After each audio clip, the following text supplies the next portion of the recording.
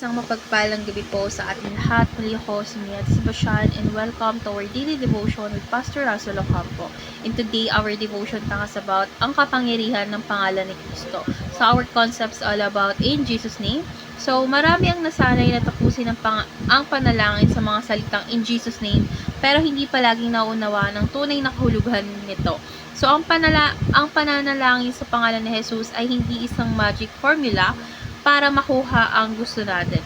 Ang ibig sabihin nito ay lumalapit tayo sa Diyos hindi dahil karapat-dapat tayo, kundi dahil si Jesus Christ ang ating tagapamagitan.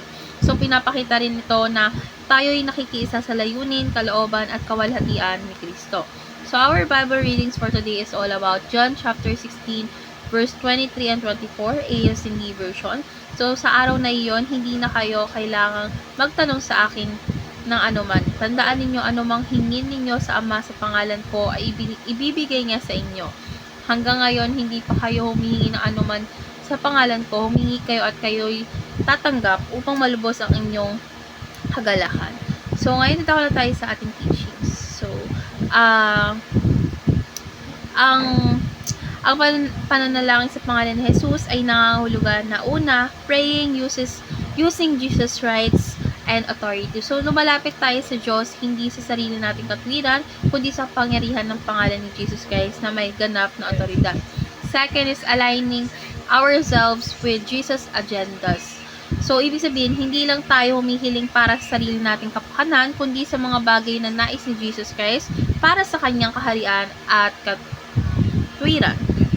Last is seeking the glory of the God the Father. So, ang panalangin na nasa pangalan ni Jesus ay hindi lang para matugunan ang ating mga pangailangan, kundi upang maitaas ang kawalhatian ng Diyos Ama.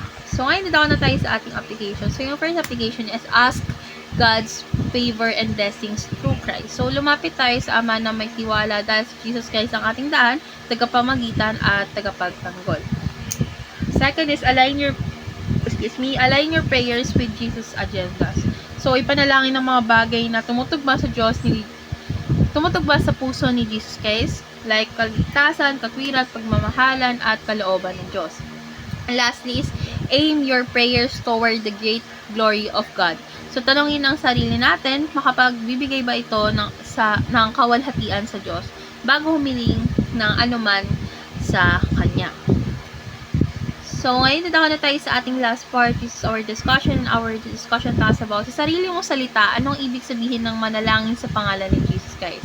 So, para po sa akin, ang pananalangin sa pangalan ni Jesus Christ ay ang pagkilala na siya lamang ang daan ko or natin patungo sa Diyos. So, hindi kasi tayo karapat-dapat or hindi ako karapat-dapat, pero dahil kay Kristo or kay Jesus Christ, pwede akong lumapit ng may kumpiyansa. At ibig sabihin din nito, nais kong ang kalooban niya ang masunod, hindi lang ang gusto ko.